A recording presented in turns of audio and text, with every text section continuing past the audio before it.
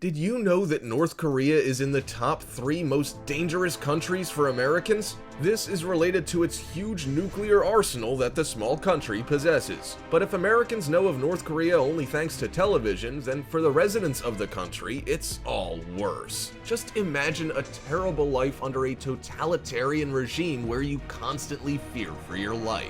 It's not surprising that many Koreans dream of escaping this country, but not all make it. Today, we will tell you about the most impressive defections from North Korea. One of the most tense and dramatic cases which was actively discussed in the media happened in November of 2017. Jungs' son, the 25-year-old son of a North Korean general, decided on a desperate act. No, he didn't think of a sophisticated plan and didn't spend months planning. Jungs' son simply had a fight with his friends and decided to forget about the problems with a couple of mugs of beer at a bar. Afterwards, he got into his car to go back to the military base. But on the road, he forgot to stop at the roadblock. For such a misdeed, he can be executed. He thought of nothing better than to push the gas pedal to the floor and break through the military cordon and get to a neighboring country. Naturally, he started being pursued right away. First, Jungs' son drove with a crazy speed, but not far from the border, crashed into a tree. And what did he do?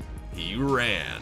He successfully crossed the border to South Korea, but was shot 6 times. The barely alive adventurist was saved by South Korean border guards and sent to a hospital in Seoul. After treatment, the young man stated he does not regret what he did at all, while also talking about the total impoverishment of the country. Just imagine how bad the conditions were that Jungs' son preferred 6 gunshot wounds than staying in North Korea. But escapes among officers are not rare, as it's one of the professions which grants access to border zones and whose people know how best to cross the demilitarized zone. This name is like a joke, as it's teeming with North Korean soldiers and is covered in mines. This is why only some individuals are able to overcome these difficult 250 kilometers. The 28-year-old lieutenant knew this well. He decided not to risk crossing the minefields, instead crossing the border by sea. And so this is how the South Korean Navy noticed a homemade boat in the Yellow Sea with 2 passengers. By the way, one of them was the officer and the other was a civilian. Would you risk crossing the sea on a flimsy raft?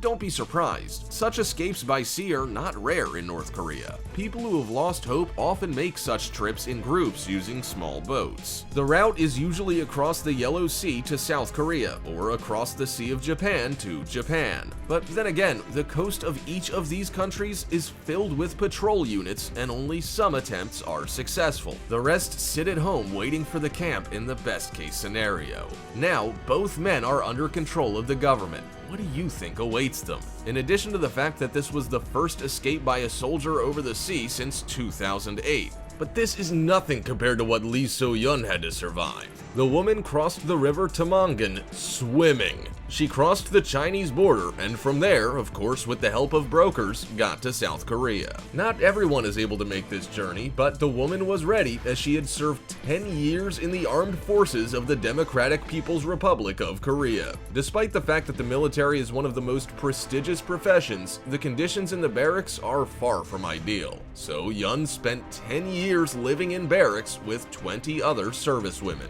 All her possessions were composed of the lower bed of a bunk bed and a small nightstand. Otherwise, the state of personal hygiene in the DPRK is catastrophic. The soldiers, for example, had no idea what hot water was. They were simply supplied with a hose coming from the nearest stream, the water being used for everything, from showers to cleaning floors to cooking. In addition, the women were subject to abuse from the male officers. Though it's punished severely, few women dare make a complaint to the authorities. After surviving all this, Lee So-yeon will be getting back to a normal state for quite a while, but is already trying to enjoy life now, something she wouldn't be able to do had she not made the decision to escape. But defections have been done not only over land or sea. One of the first cases happened way back at the end of the Korean War. In 1953, a pilot by the name No Gum-suk took off into the air in a Soviet MiG-15. As the flight took place during a regular training, no one had any suspicions. But suddenly, the pilot decided to cross the 38th parallel, which divides both Koreas. Luckily, he was somehow able to land on an American base in South Korea without incident. happened. The escapee jumped out of the cabin and destroyed the portrait of the dictator, which was put into each plane. In the end, he ended up getting a $100,000 award for his MiG. Afterwards, he emigrated to the United States, where he still currently resides. A stranger event occurred in 2010 during the FIFA Soccer World Cup.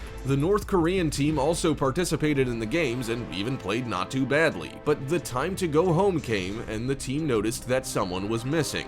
Ends up, the team's doctor disappeared in an unknown direction. Of course, the only thing the team could do is return as is. Later, it was discovered that the doctor requested political asylum as he didn't want to go back home. Jin Il-chul was a lonely man without a family, so he had no one to worry about. If a person whose family lives in North Korea were to do such a thing, then the family would be declared enemies of the people. The fate of people with such a label would probably not be one that can be envied. Well, a young person by the name Joonho escaped twice. His mother often crossed the border of China to support the family. In 2004, she left the country forever and paid brokers to help her son escape. In China, it seemed like Joonho had entered a different world. With wonder, he observed the electric lighting on each corner, while in his small city they all used oil lamps. But the euphoria didn't last long. The 13-year-old boy was soon deported back. He had to survive a terrible time. The kid was sent to a camp while his father and relatives were put under strict control.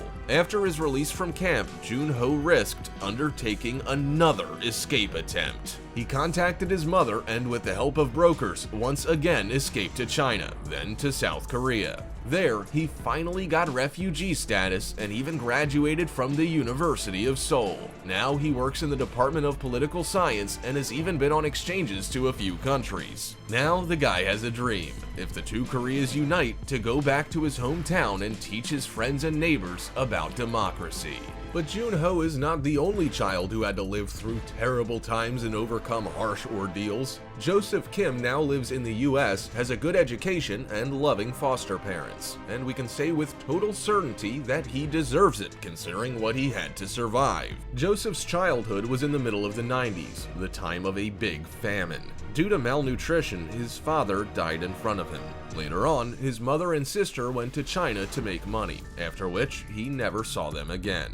To survive and not die of starvation, Joseph did hard work which was definitely not meant for children. He once spent 2 months working in a mine at a depth of 108 feet or 33 meters without safety. In 2006, at the age of 16, he decided that he could not continue living like this and made the decision to leave the country. His choice was between dying of starvation or by a bullet at the border. The boy was able to successfully overcome the obstacles and get to China. There, he was sent to America as a refugee, where he found himself a new family. Joseph Kim still cannot forget all the nightmares he had to survive in his childhood, but more than anything, he hopes to someday see his mother and sister once more. But sometimes, defections are done by the most unexpected people. For example, senior officials. The North Korean consul to Italy asked for political asylum for himself and his family. The 48-year-old Cho Sun-gil was acting ambassador in Rome after the previous one was kicked out of the country due to the nuclear incident.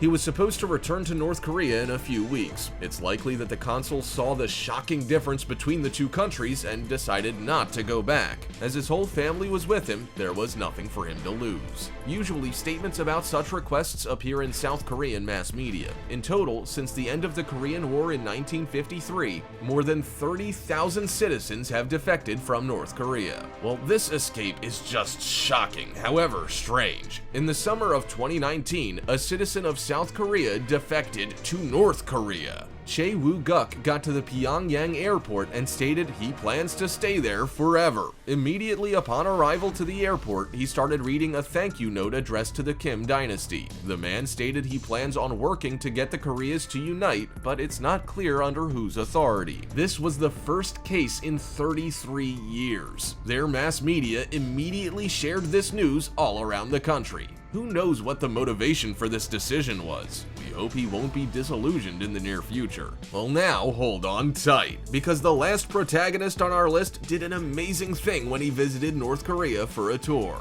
Yeah, you heard that right. There are tours in North Korea for foreigners, though they are very tightly regulated and controlled by guides and the authorities. But sometimes there are oversights on their part. What happened with this poor guy is unexplainable. The American student Otto Warmbier went on one of these tours. He entered the hotel's service room and took a propaganda poster with the inscription, "Let's arm ourselves with patriotism in the name of Kim Jong-il." Later, he wanted to leave the country, but it so happened that it was all filmed on camera and Otto was arrested in the airport. Of course, his arrest and what occurred in the Korean prison was kept secret. It was only during the trial where government mass media was present that the fate of the student became known. The guy cried and said he made the biggest mistake of his life, though truth be told, his confession didn't really help. He was sentenced to 15 years of hard labor. After the press conference, Otto slipped into a coma from shock. His condition was very bad. He was able to leave the country in a total comatose state. He was deported home, but this didn't help. He soon after left this world. He paid dearly for his action. This is North Korea, one of the most closed and terrible countries in the world. Would you decide to defect if you were born in such a state? Let us know in the comments what you think about the country. But first, don't forget to subscribe and give the video a thumbs up.